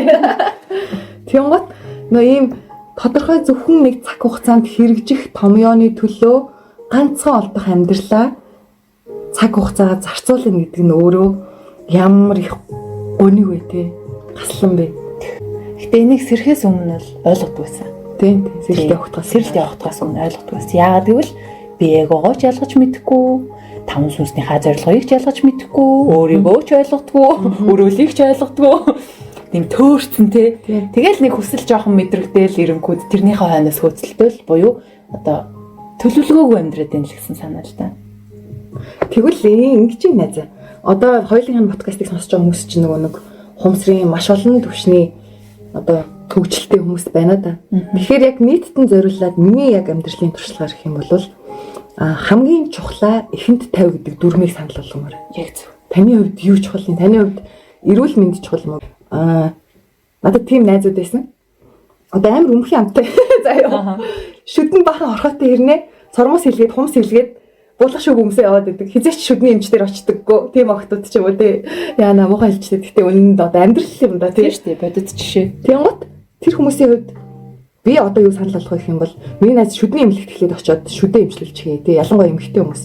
Эмэгтэй хүмүүс чинь нөгөө би физиологийн хувьд шүд гэдэг хэрэгт нь яг сав бөөр гэдэг бидний нөгөө нөхөн өрчин системтэй ерөөсөө шууд хамааралтай байдаг. Хэрвээ таны шүд маш их хорхотой бол таны бөөр 40-с дээш наснда өвдөн. Үйл ажиллагаан сулрна, доголдно. Үүний дагаад яг уу цистит одоо шээсний замын өвчлөлүүд маш их тусна гэдэг ч юм уу тий. Дээрээс нь хүүхэд тогтоох чадвартай нь буурна гэдэг ч юм уу тий. Ийм юм айгүйх байдаг. Тэгээ нэг гоо сайхан бол үнэр гэдэг байгаа шүү дээ. Тий. Ерөөсөө гоо сайхан бол үнэр гэдэг. Одоо ямар ч хөөрхөн гоё охин гоё залуу хараад амны үнэрийг бол тэгэл дуус үсттэй. За нөгөө гоо сайхны үнэлэмж 100% байсан бол баг хасах 100 руу гардаг үсттэй тий. Гэтэ яг сүүлийн үед хүмүүс манаас гоё мэдрээд тий хэлж байгаа юм шиг надад санагдаад байгаа юм. Тий эмэгтэй хүн заавал тий одоо юу гэдэг юм эс засалт орохч гэдэг юм уу тий мөвчтэй юм хүнд мейкап хийх тий нүүр будалт хийх шаардлага айрс ирүүл байх хэвээр. Ерөөсөө эрүүл эмэгтэй хүн л аяг үзэсгэлэнтэй юм байна гэдэг. Тэр хандлага руу бас гоё орж байгаа тий. Тэгээд тэр чинь өөртөө хайртай эмэгтэй хүн бол нүднийхэн гал цогноос мэдэгдэнэ. Нүдний гал цогтой гэрэлтсэн. Нөгөө хамт хаад салмааргүй гоё тий хэдэн цагаар ярьж сумаар их гоё. Тэгэхээр юм чинь нөгөө юм шин чанар биш ээ. Мөн чанар юм аа. Гэдэг рүүгээ бид нар ер нь бол явж байгаа. Тийм бол дөнгөж эхэлнэ. Номыг хавцаар нь дүгнэхээ болдог цаг.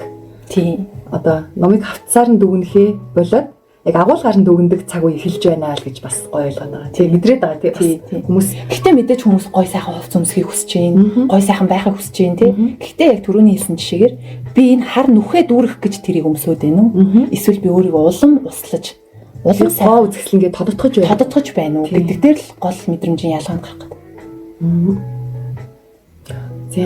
За дөрөв золиос гэж ярьжсэн тийм. За ямар ч байсан золиос бидэрт хэрэгтэй байдаг бах нэ. Тийм. Тэгэхээр хүн бол амьдралдаа ингээд хүсэж байгаа бүх хүслийг хангах гад дүрх гээд яваад ах цаг хугацаа ч байхгүй, шаардлага нь ч байхгүй. Тэгэхээр хамгийн чухлаа ихэнд тавиарай манайхан гэдэг санаа. Тийм. Тэгээ ерөнхийдөө манайхан гоё хүслүүдээ чигсаагаад гоё үнэлэх хэрэгтэй тий. Яг би энийг хүсэж гин үү? Энэ хүсэл маань яг хаанаас ирээд байгаа юм бэ? Надад ямар хэрэгтэй юм бэ тий? Эмний эффект буюу үр дүн, үр ашиг нь надад юу юм бэ гэдгийг сайн тооцоолоод тий. Манайхан чаднаа ухаантай штэ. Монголчууд ч ухаантай штэ тий. За тэгээ хүслээ бичлээ. Тэгвэл тэр хүслийн ард юу нуугдаад байгаа юм гэдгийг тодруулах хэрэгтэй тий.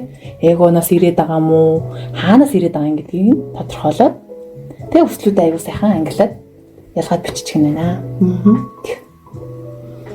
За хоёлаа манайхан юу шүү энэ одоо энэ подкаст маань болохоор part 1, part 2 буюу 1 2 дугаар гэж гарна. Тэгэхээр өнөөдрийн 1-р дугаар дээр бид ерөнхийдөө гол сэдвүүдээ ярьж байгаа. За тэгээ өнөөдрийн маань подкастын одоо хамгийн чухал нэг дэд сэдв маань хэлж байна. За энэ болохоор орчин үед яг хүмүүс бид нэр англи үгээр аягүйх ашиглаад байгаа шүү дээ. Manifestation гэдэг. Тэг яг manifestation гэдэг энэ үгийг монгол хэл рүү хувиргахаар яг нэг ширхэг үгээр бол хувирахгүй байгаа дээ. Зүгээр бид хоёр монгол хэл рүү юу гэж хөрвүүлж болж байна вэ гэхээр хүслээ дуудах, захиалах тийм. Хүслээ дуудах, захиалах үйл явц гэж орчуулж болж байгаа. За тэгэхээр хэдүүлээ нэгэнтэл хүсэл гэдэг сэдвээр хийж байна. Тэгэхээр хүслээ яаж биелүүлэх вэ, бодит болох вэ гэдэг сэдв бол зайлшгүй орж байгаа учраас одоо хэдүүлээ энэ амттай сэдв рүү орё. За одоо ингээл анзаараад ахаар энэ бас аюу олширсан байлээ тий. Одоо хүсэл инкээр биелдэг. Магадгүй одоо өглөө болгон тий. Би ийм эрэхтэй ийм гэл 21 хоног тэрийгээ давтаж хэлэх эсвэл хүслээ цаасан дээр өдөр болгон бичих хүслийн жагсаалт тий. Зарим нь хевлээл хүслийн борд гэх тий. Хүслийн самбар гэдэг юм хийдэг. Тэгээ бид нар хүсээд зарим хүсэл маань тий. Яагаад биелэхгүй вэ? Тэгэхээр нийтлэгээрээ бид нар хүслээ биелүүлэхэд юун дээр алдаад байна вэ гэдгийг нь тодруулах гад энэ сэдвийг эхлүүлж байна. Нэг юм ярих ёстой юм шиг санагдаж байна. За ямар ном блэ? Ингээд номны нэр мартчихлаа. Тэрэн дээр яг үнэндээ та хүсэж ийн гэж бодож байгаа боловч хүсэхгүй байдаг гэж байгаа байхгүй юу? Тэ? Яг үнэндээ ингээд ажилласаа хоцорчлоо. Яана би өстө хоцормооргүй байсан шүү дээ. Үгүй ээ. Та яг үнэндээ хоцорхыг хүсэж байсан. Гэт нөгөө нэг юм хоёр хүн хоорондоо ярьдаг нэг тийм ном байдаг байхгүй юу? Тэгсэн чинь нөгөө залуу нь бүр уурлаа. Та яг үнэндээ хүсэхгүй байсан гэсэн чи би юу гэж хүсэхгүй яж идэм би хүссэн гэдэг байхгүй юу? Тэгээд энэний ард юу яваад байгаа юм бэ гэхээр бидний одоо энэ амьдраад байгаа энэ оршихуй ертөнцийн бол ерөөсөө энерги хөдөлгөөнд оршиждаг энерги те байнга ингэж уурсаж хоорондоо явж идэг. Тэнгүүд би яг гадна тал дээрээ хүсэж байгаа юм шиг надад харагдаад байгаа боловч яг үнэндээ миний энерги өөрөөр ярьж идэг гэдэг санаа. Би магадгүй хайрлагдахыг хүсэж байна тий. Гэтэ энэ нэг хайрлахгүй шүү дээ. Тэнгүүд миний дотор ямар нэгэн байдлаар бусдад хайрлагдахгүй яа ч юм уу. Тийм хүсэл нуугчдаг. Тэгэхээр ертөнц хоорондоо энергиээр л харилцдаг. Энергийг л таньдаг, мэддэг. За бидний ярьж байгаа дээд оршихуй, тэнгэр, бурхан юу гэдэг те? Бидэрт ингээ өгөх гээд нь шүү дээ те уулна. Тэнгүүд таны юу хэлж байгаагаар ч юм биш. Тэгээ бусдаа яаж харьцаж байгаагаар ч юм биш. Та өөрөөсөө ямар төрлийн энерги цацруулж байгаа вэ? Тэрэнд ч л хариу үйлдэл өгдөг гэх гээд байна. Баяжхыг хүсэлээдэг. Гэхдээ та өөрийн стил дотроо те ядуу гэж мэдэрдэг ч юм уу те. Би энийг хүртэх угаасаа ирэхгүй хүн шүү дээ. Би угаасаа л юм дээ ч гэдэм үү. Энерги чинь тэгж ярьж байгаа. Магадгүй таны дотор тэр нуугдмал итгэл үнэмшил код гэдэг зүйл нуугцаар л байгаа л таны энерги тэрийг ярьсаар л байгаа. Тэгэхээр тэр энергинд чинь энэ хүн чинь ядуу байхыг хүсэж байгаа юм биш. Тэ. Мөнгөтэй болохыг хүсэж байна гэж байгаа боловч мөнгөнд байтал нөгөө хямдхан хувцас авч өмсөх гэдэг. Тэгэнгүүт яг тэр хямдхан хувцсыг авч өмсөх энергийн хүрээндээ буюу ядуу сэтгэлгээндээ дотроо байгаа гэдэг. Тийм. Тэрийг ертөнц хараад оршихуй дээд хумс руу тараад энэ хүн чинь энд байх та тухтай байгаа юм шүү. Тийм. Тэгвэл яг жинхнээсээ хүсэж байгаа хүнийх нь хүслийг биелүүлчихэл та гэдэг. Өөртөө явчихдаг тийм. Тэгэхээр ертөнц таны юу хүсэж байгаад ч юм биш, юу хэлж байгаад ч юм биш, таны хинбэ гэдэгт хариулдаг. За окей, manifestation гэж ярьж штэ тий. Тавтаад тэг өдөр болгон, өглөө болгон босоол тий. Би бол баян, би бол ийм, би бол бусдад хайрлагддаг, би хүндлэгддэг. 21 хоног хийн, өдөр болгон бичнэ гэдэг. Энийний чинь цаана юу яваад байгаа юм бэ гэхээр бид нар нөгөө энергийнхаа надаас ямар энерги гарч байгаа юм? Ямар энергийн давтамжаар би ертөнцтэй те хариу энэ энергийн уралд ороод байгаа юм бэ гэдэг тэр тархиныхаа кодыг зүгээр кодчлаад байгаа байхгүй өөрийгөө өдөр өдөрт өөртөө итгүүлж байгаа процесс л гэсэн үг. За энэ дээр найзаа манайхаа би яг өөрийнхөө амьдралд тохиолж ирсэн нэг маш сонирхолтой хөгжилтэй жишээг авъя. Би яг манай эгчийн маань хүүхдээ өсний найр болвоо. Нэг жил гарангийн өмнө. Тэгээд би эгч маань нөгөө маш их зочд өдөрч ирж байгаа учраас надад туслаад өгөөч, хоол хүнд хийгээд өгөөч гэд. Тэгээд гэрт нь очиод тэгсэн чинь хамгийн оройн хамгийн дотны найзууд нь ирж байгаа байхгүй ажил тараад. Тэгээ ирсэн чинь нэг бүр манай эгчтэй багасаа найзлсан нэг хоёр эгч байдیں۔ Тэгээд тэр хоёр хоёулаа ингээд юм бондорхгүй юу. Тэгээд надад ярьж ойлгуулж байгаа болохоор баг ингээд уснаас өөр юм уухгүй. Тэг жоохон идчих хатал ингээд тархлаад жим маань буухгүй байгаад байна. Одоо яах вэ гэж яриад байгаа. Тэгээд яг найрны орой ирвэ ажиллаа тараад нөгөө хоёр маань. Тэг чи хоолонд яах вэ хүү гэдгсэн чинь хоёр их чинь хоолны дэглэн барьж байгаа. Жоохон идэн гэл тэгээдсэн баггүй юу. Тунгууд нь за яаж хүн ирж хат чинь ингээд нэг жоохон хоол хийж хөвдөг гэдэг ингээд маш том жигнүүрээр дүүрэн буузж игнэд. Тэг буузж игнж явах хоорондоо би газ нөгөө кимчитэй шүл хийгээл. Тэгэл салаад малаадаа бэлтээл ингээд ширээн дээр ингээд тавьдаг байхгүй юу. Тэгэл буузч гарлаа, кимчитэй шүлч боллоо. Бүх салааднуудаа 3-4 салаадаа ингээд игнүүлэл тавилаа, ширээгээ дүүрэн заслаа. Тэгэд яг ширээг ингээд бэлдэж тавьчаад за та хоёр ингээд сайхан боллоо гэл.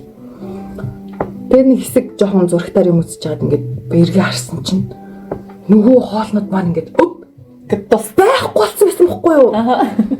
Тэгээ би ингээд харчаа бүр ингээд гайхаад миний харуулна шүү дээ. Яг тэр яг жигэнсэн тэр том жигнүр буузыг бол яг найзын хувьд бол би ингээ 2 өдрийн миний баг хоол явж байгаа байхгүй.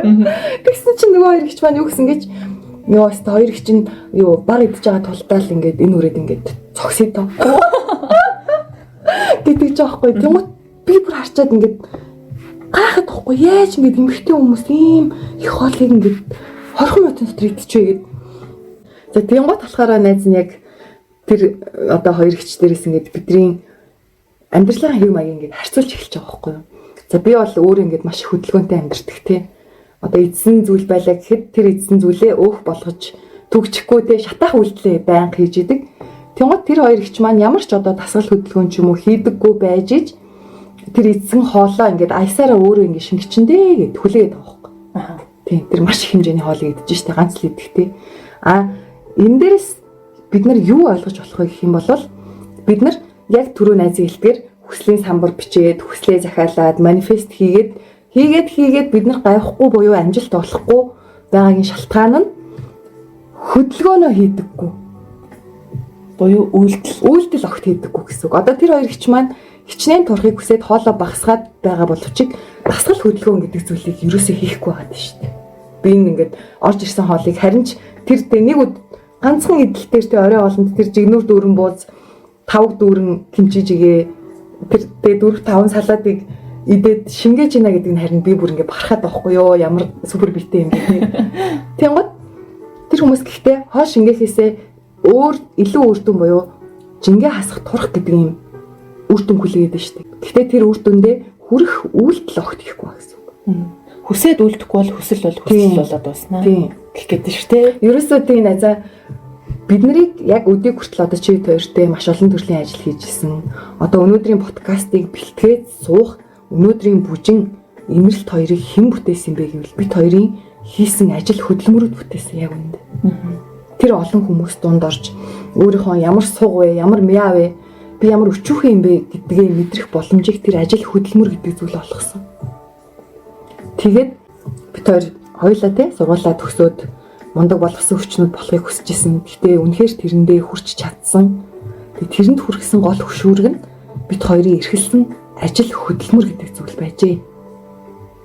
Тэгэхээр манифест гэдэг чинь өөрөө өнөөдрийн яг нийтлэг ойлголтоор гэх юм бол ерөнхийдөө бэлэг ертөнц буюу зөвхөн ингээд хүсээд, төсөөлөөд, өөртөө дуудаад нэг юм төсөөллийн оюун санааны хөдөлмөр эрхлээд байгаа. Тэгвэл яагаад манифест биелэхгүй байна вэ гэвэл таны биеийн хөдөлмөр хөдөлгөөн гэдэг зүйл чинь дутуу байгаа учраас таны хүсэл дүүрэхгүй байгаа даа.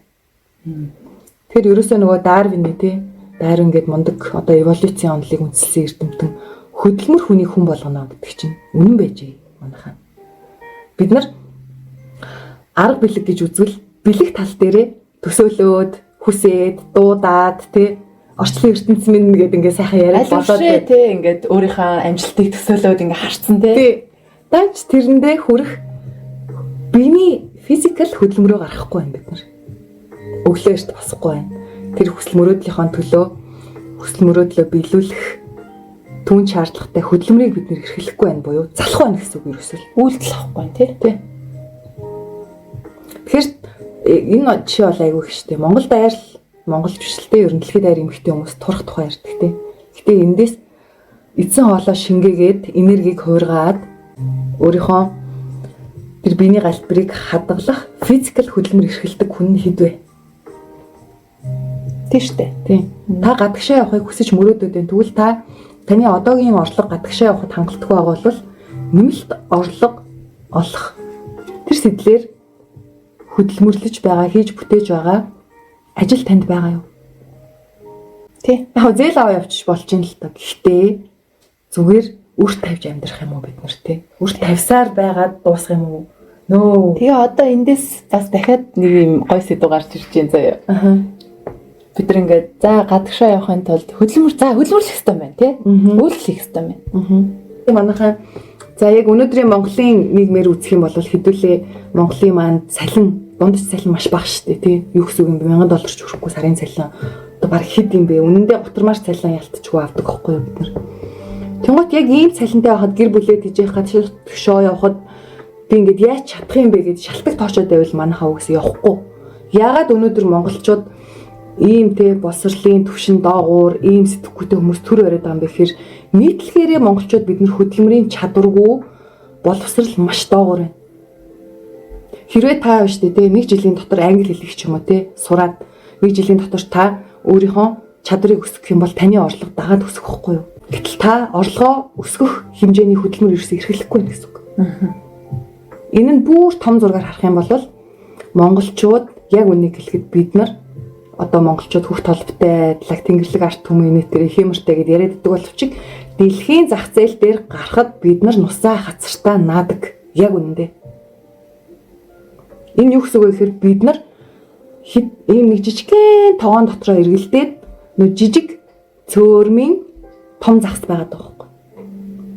Гэтэл энэ жижиг цөөрмийн том загас далайд гарах юм бол юу юм бэ? Нэг цаг амьд явж тэсхүү гэдэг асуудал яригдэн шүү дээ. Тэгмээд бид нар амар жижигээр хараад байна. Ерөөсөө манайхаа өөрсдөө хэдүүлээ сайжруулъя. Ханахаа болъё. Та яг уу амар супер мэрэгчлэр Монголын одоо МУС шүтээстэй хамгийн супер сургуулиудыг төгссөн байж болно. Гэхдээ өнөөдрийн байдлаар энэ дэлхийн ертөнцийн хөгжил гэдэг зүйл нь зүгээр баг минутаар өдрөөр хэмжигдэж байна. Нэг эрдэмтэн нэг нээлт хийлээ гэхэд сарын дараа тэр эрдэмтний нээлтийг үгүйсэх хэмжээний нээлт гарчиж байна. Ямар сайндаа нөгөө шинжлэх ухааны хувьд бол их тесрэлт болвол ертөнцийн эхлэл байсан шүү дээ. Тэгсэн чинь ерөөсөө 2-7 хоногийн өмнө үгүй байна манайхаа. Их тесрэлтийн өмнө өөр зүйл байсан юм байна. Тэгэхээр их тесрэлт ертөнцийн эхлэл биш юм байна гэдгийг эрдэмтэд нээчлээ шүү дээ. Тийм үү? Тиймээс хэдүүлээ юун дээр алтаад байгаа вэ? Бид нар яагаад хүсэл мөрөөдөл зорилгоо биелүүлж чадахгүй байгаа вэ гэвэл бид нар өөрсдийнхөө олсон жаахан амжилтандаа, жаахан олголтондоо ханаад байна. Ерөөсөө энэ бол баг нөгөө үүнээс цааш газар үгүй гэдэг шиг хөгжихөө зогсоочод байна. Үгүй хөгжил бол бидрийг өхөн хөгтөл үргэлжлэх процесс юм аа гэдгийг ойлгоцгоё. Тэгэнгүүт эндээс ингэж ойлгогдож байна тийм бид нар мөрөөдгөө зогсоодсон юм шиг Скол мөрөөдөл нь жижигэрсэн юм шиг. Байр машинаар зээлдүүлэхөөр. Бидний ерөөсөө бүтээл шин чанар буюу imagination төсөөлөн бодох чадвар тэмүүлэл гэдэг зүйл. Хүсэл тэмүүлэл багасаад хүсэл шунал нь ихтчихжээ. Тэгээд нөгөө аливаа ямар нэгэн зүйлтэй сэтгэлд мэдрэгдэж бодолд орж үйлдэл шулууддаг гэд хэлсэн байсан. Тэгэхээр бид нар ямар хэмжээнд итгэж гин, ямар хэмжээнд сэтгэж гин тэр хэмжээнд л бидний үйлдэл гарна гэсэн. Түрүүн ярьж штэ хөдөлмөрлөл гэл яриад штэ хэдүүлээ. Тэгвэл бид нар хөдөлмөр гэдэг юу гэж хараад байгаа? Би юугээд готолцсон юм? Амжилт гэдгийг би юугээд готолцсон юм? Тэр хүрээндээ сэтгэхэд юм. Бид нар итгэл үнэмшлийнхаа хүрээнд л сэтгэхэд юм. Итгэл үнэмшлийнхаа хүрээнд л бодож гин, итгэл үнэмшлийнхаа хүрээнд л үйлдэл авч гин. Тэгэл одоо сошиал дээр тэ хүмүүс төөгөө гэдэг хүнийг муулаад идэг, үгүйсгэлээдэг. Үгүй шүү дээ. Тэр хүн чинь том мөрөөд, том сэтгэл, том хүс тэгжээж араас нь үйлдэл буюу би физикал би чинь тэр мөрөөдлийг чинь араас ингээд бүтээл болгоод бийжүүлээд ингээ явдаг юм аа. Тийм хөдөлж эхэлдэг юм аа. Эхлээд мэдээж те хүн сэтгэлдээ зураглан те сэтгэлдээ мэдрэгтэн нэг юм гоё оч хасна. Тэгээ бодол болно. Тэр нь бэлэг ертөнцид бий чинь төсөөллийн ертөнцид бий чинь. Тэгээд араас нь үйлдэл авсны дараа миний физикал би яг миний энэ махан би араас нь түүнийг бүтээгээд явдаг. Тэгэхээр хэдүүлээ энэ үгний кодчлол гэдгээ ер нь юу гэж хараад байгаа юм бэ? Хөдөлмөр гэдгийг бид нар юу гэж харж байна? Өглөө магадгүй 8-аас ажилдаа очиод орой 7-д дуусах тухай биш. Зүгээр фрилансер болоод ютубер болох тухай биш тий. Тэгэхэд хөдөлмөр гэдгийг зарим хүмүүс юу гэж тэгжтэй томор сэтгэж хараад байгаа юм. Зөвхөн ажил хийгээд хөдөлмөрлөх тухай юм уу? Өдөр шөнөгөө те хүнд юм зөөгөөд хөдөлмөр юм уу юм? Эсвэл зүгээр энгийнээр те зүгээр брендинг те гадны брендинг хувц өмсөд постлоод хөдөлмөр юм уу? Тэгэхээр бид нар энэ ойлголт буюу энэ тархиндах те даалд ухамсардах бичигдсэн кодон дээр ажиллах шаардлагатай гэдэг санаа гарч ирж байна. Тэгээд яг одоо сүүлийн үед манайхаа юу адаг штэ нэг мөрөдөө тоглоом бет те тэрэн дээр монголчууд асар их мөнгө алдаж гин ерөөсөө л ингээд бет тавьж амьдэрдэг хүмүүс олширлоо гэдэг. Энэ ямар учиртай юм бэ гэхээр бид нар нийтээрээ нөгөө хүсэл мөрөөдөлгүй болцсон буюу ийм залхуурал гэдэг шинж тэмдэг симптом нүүрлэлч те монголчууд даяар цан характер болж гарч ирээд шүү дээ. Тийм залхуурал гэдэг нь. Тэгэхээр амьдрал бол угаасаа бүх цаг үед ерөөсөө амар хэлбэр байгаагүй. Ерөөсөө дайнтай үед ч найз нь бол үндэ дайнтай үед ингээ өөрөө амьдарч байгаагаа бодож сэтгэхээр надад амар хэцүү. Бүр шууд дарклдаг байхгүй юу? Би эсвэл миний хайртай хүн нэг өдөр гэрээсээ гараад оройн эргэж ирэхгүй байх магадлал баг 90% тий. Амар шүү. Ямар амар юм бэ? Би баг хүн хайрлахаасаа ч травмтмар тий. Тэгмэд бид нар ийм гоё цаг үед амьдарч ийж ягаад ийм оюун санааны уналтанд нэрвэгдчихвэ хэдүүлээ. Ягаад бид нар ийм залхуу болчихоо? Эсвэл заавал тийм хүнд хэцүү бэрх зовлон гэдэг зүйлийг үзэж нөгөө ташуур амсч ийж босох гээд байгаа юм уу тий? Тэнгуут энэ нь ерөөсөө л бидний сэтгхүүд байгаа сонголтын асуудал байгаа тийм. Магадгүй та одоо амьдралыг ялархаад ганцаараа зовж байгаа мэт бодож байж болох чиг хэрвээ нөхцөл байдал өөр байсан бол та магадгүй хамгийн жаргалтай хүн байж болно энэ дэлхийн. Тэгэхээр энэ аз жаргал зовлон гүнэг гэдэг зүйл чинь өөрөө маш парадокс асуудал байгаа байхгүй. Одоо тодорхойлох боломжгүй. Тэгэхээр хүсэл мөрөөдлөө биелүүлэх, хүсэл зорилгоо биелүүлэх эзэн бол та өөрөө энэ цаг үед бид нар маш азтай цаг үед амьдарч байна тий. Хүсэл мөрөөдөл тавилаа гэхэд тэр нь биелэх бүр ингээд 100% боломжтой тий. Өмнөх цаг үедэд бол хэдүүлээ амар гой хүсэл мөрөөдөл тавилаа дайнтай үед тий маргааш нь гараад чадраа наачвал яах юм те нөгөө хүсэл мөрөөдөл ингээд дуусаа шүү дээ тий.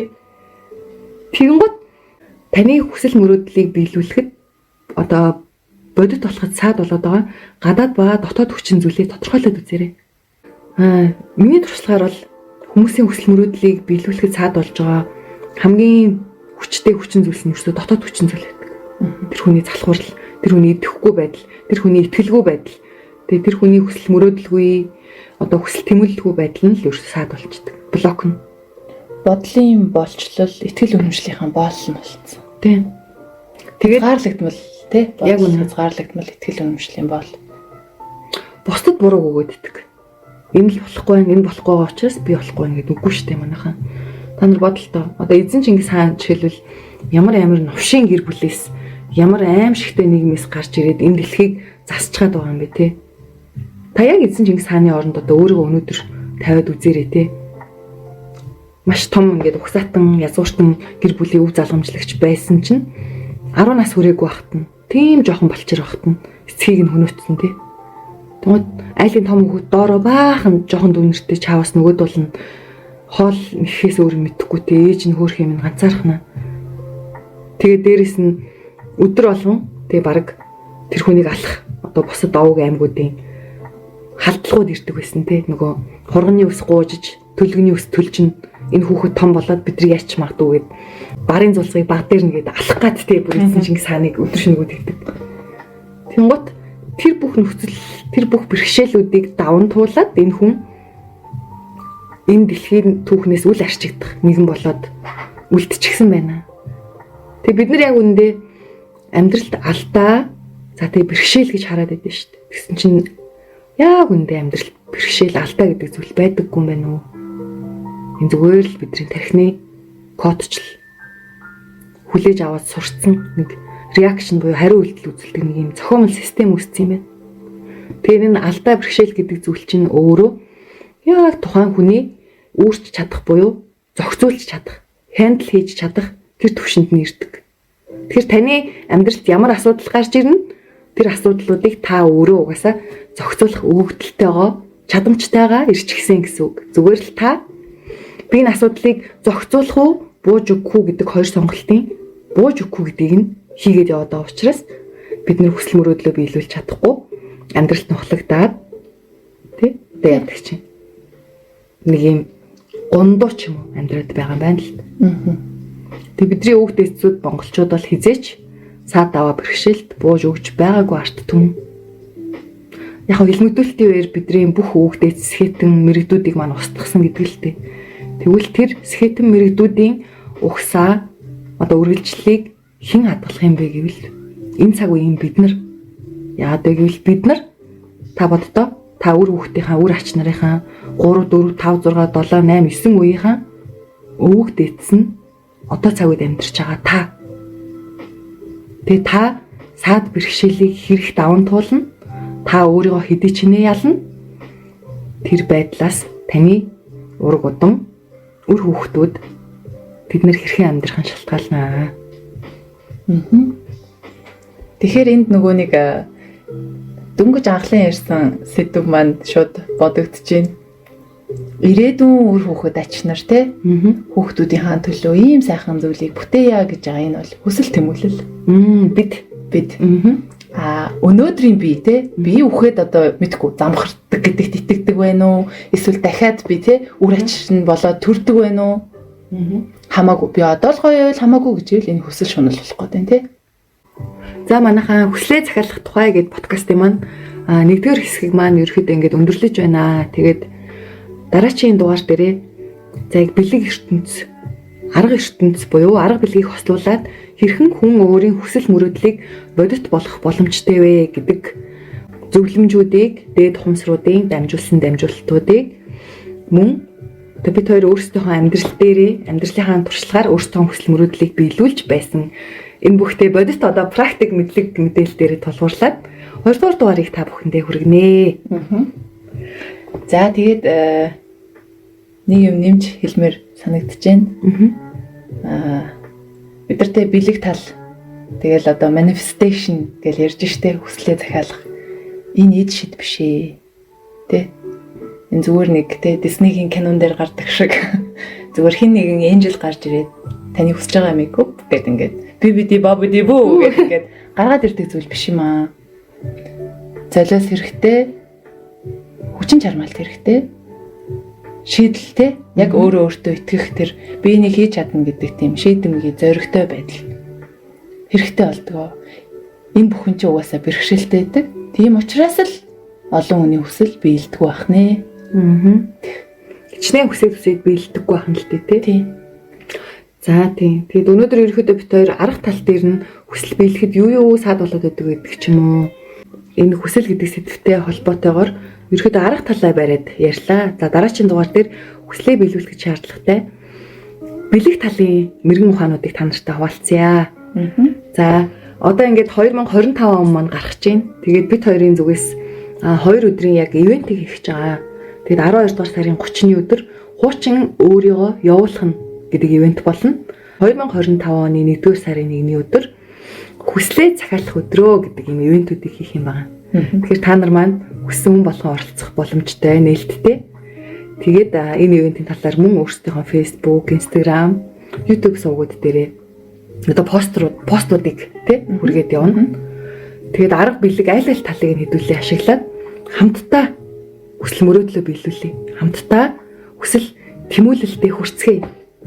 Хүсэл тэмүүлэлтэд хүмүүс болёо гэж байна тий. Тэг хэдүүлээ чаднаа. Чадна.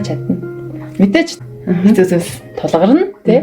Юм угаасаа амар байдгүй, амьдрал угаасаа амар байдгүй гэдгийг бүгд мэдж байгаа.